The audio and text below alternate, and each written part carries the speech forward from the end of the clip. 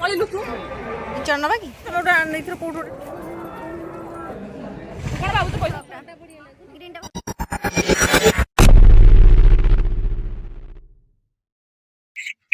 नमस्कार जय जगन्नाथ आपण मानक मोर आ गोटे वीडियो को स्वागत करछि। आमे आसी पहुँचीचु खंडगिरी माने चलित वर्ष ये हूँ कुंभ मेला जहाँकि खंडगिरी मेला कह जाए। आम आसी पहुँचे आम गाड़ी पार्किंग रे भाउज थोचुनी गाड़ी पार्किंग करिया को हेले आपण माने जयदेव बाटिका फ्रंट थिबा पार्किंग रे गाड़ी रखि परिबे सुविधा रे काना रास्ता रे रखिया को एठी अलाउ करा जाउनी। बहुत लोक जाम आमे दिन 11टा बेले आसीबी टिके फांका थिला तब 2टा बट बहुत ही भीड़। आमे पे जाउछु खंडगिरी को कौन कौन स्टॉल पड़छि चलंतु सब टिके टिके बुली के आमे देखुछु जो आमे जाउ। ये सब ड्रेस 350 450 रे मिली जिवो आपनको संबलपुर रो प्रिंटेड सब बहुत ही सुंदर सुंदर हेछि सस्ता सुंदर बहुत बढ़िया बढ़िया ड्रेस अच्छी आम सब देखुछु।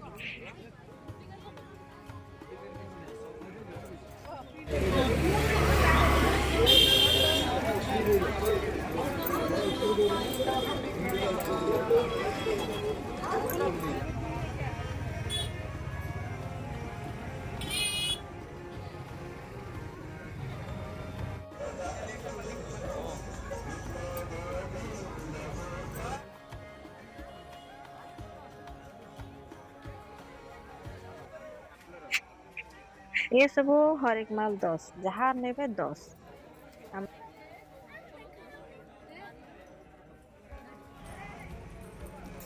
तू भाई भाई गदा भालिया सब आनिचु बीबीटू मो संगे देख चाबी कोन हो बसे ए सब हरे माल ना कोन ना ए सेमती किछ नै आम सब देखिया भितर भाउजों का स्टाफ देखा गला भाउज टिके संग कथा हेले तांकर ड्यूटी पड़छि खंडगिरी रे।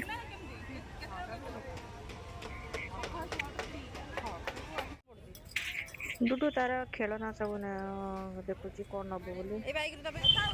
ये सब डॉल सब होची 100 हर एक माल 100 जहाँ नबे ता हितर 100।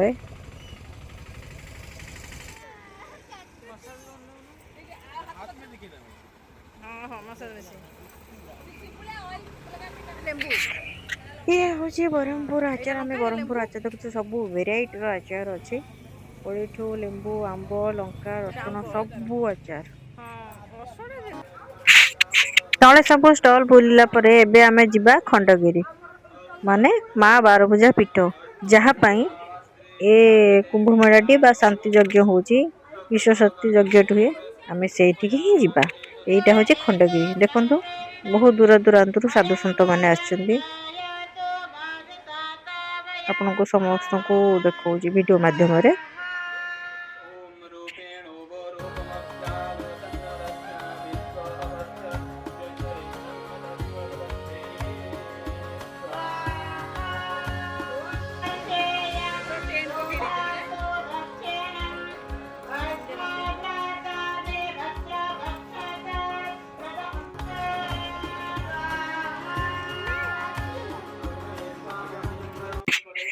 विश्व शांति एठारे यज्ञ करा जाए जहाँकि माघ सप्तमी ठू पूर्णिमा पर्यंत बहुत दूर दूरांतर साधु सन्त आसी एठी यज्ञ करती।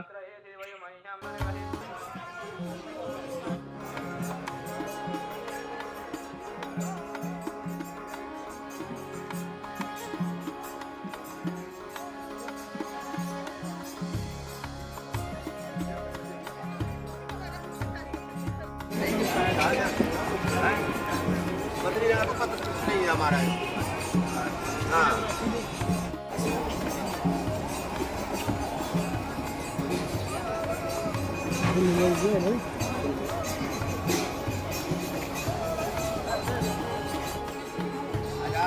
क्या नाम है?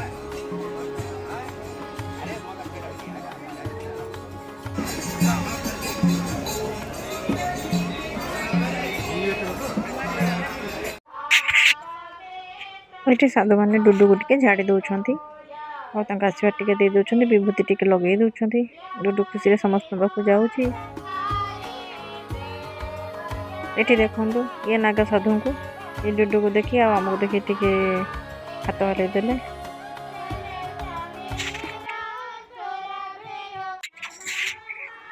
ଇଏ ହେଉଛି ଖଣ୍ଡଗିରିର ମୁଖ୍ୟ ଆକର୍ଷଣ ବାବା, ଷ୍ଟାଣ୍ଡିଂ ବାବା, ଯାହାକି ଗୋଟେ ଗୋଟେ ଠିଆ ହୁଅନ୍ତି। ଦୋଳି ଉପରେ ଗୋଟେ ଗୋଡ଼ ତାଙ୍କ ରହିଥାଏ, ଆଉ ଗୋଟେ ଗୋଡ଼ ତଳେ ଥାଏ। ଇଏ ହେଉଛି ଷ୍ଟାଣ୍ଡିଂ ବାବା।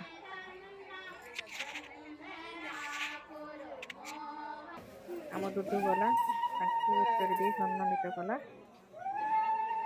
ସେ ବହୁତ ଖୁସି ହେଲେ ଡୁଡୁକୁ ଦେଖିକି।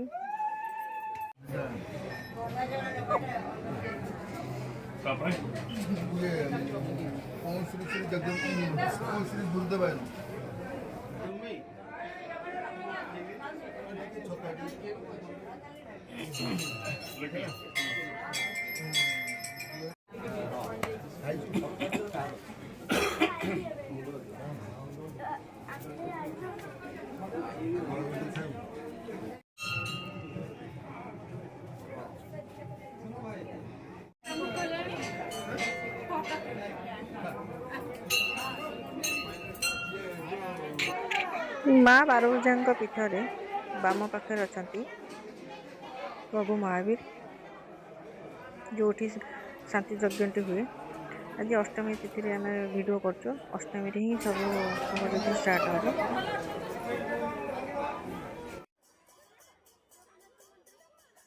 ଏଠି ଅନ୍ନ ପ୍ରସାଦ ବଣ୍ଟା ହୁଏ ସପ୍ତମୀରୁ ପୂର୍ଣ୍ଣିମା ପର୍ଯ୍ୟନ୍ତ। ତ ଆମେ ଏବେ ଯିବା ଉପରକୁ, ଯେଉଁଠି ଜୈନ ମନ୍ଦିର ଅଛି।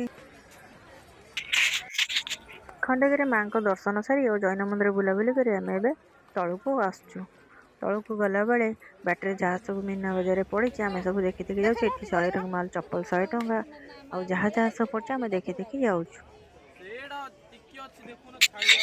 ଚଳିତ ବର୍ଷ ଖଣ୍ଡଗିରି ମେଳାଟି ବା କୁମ୍ଭ ମେଳାଟି ଆପଣମାନଙ୍କୁ କେମିତି ଲାଗିଲା ନିଶ୍ଚୟ ମତାମତ ଦେବେ। ଯଦି ମୋ ଚ୍ୟାନେଲରେ ଆପଣମାନେ ନୂଆ ଅଛନ୍ତି ଗୋଟେ ସବସ୍କ୍ରାଇବ୍ କରିଦେବେ, ପାଖରେ ଥିବା ବେଲ୍ ବଟନ୍ କ୍ଲିକ୍ କରିଦେବେ, ତାକି ଏମିତି ମୋ ନୂଆ ନୂଆ ଭିଡ଼ିଓର ନୋଟିଫିକେସନ୍ ଆପଣମାନଙ୍କ ପାଖକୁ ଆସିପାରୁଥିବ। ଆଶା କରୁଛି ଆପଣମାନଙ୍କୁ ଏଇ ମାଘ ସପ୍ତମୀର ପୂଜାଟି ଆଉ ସାଧୁସନ୍ଥ ମେଳଟି ଆପଣମାନଙ୍କୁ ବହୁତ ହି ଆନନ୍ଦ ଦେଇଥିବ। ଯଦି ଭଲ ଲାଗିଥିବ ନିଶ୍ଚିନ୍ତ କମେଣ୍ଟ କରିବେ, ଲାଇକ୍ ସେୟାର କରିବାକୁ ଜମା ଭୁଲିବେନି।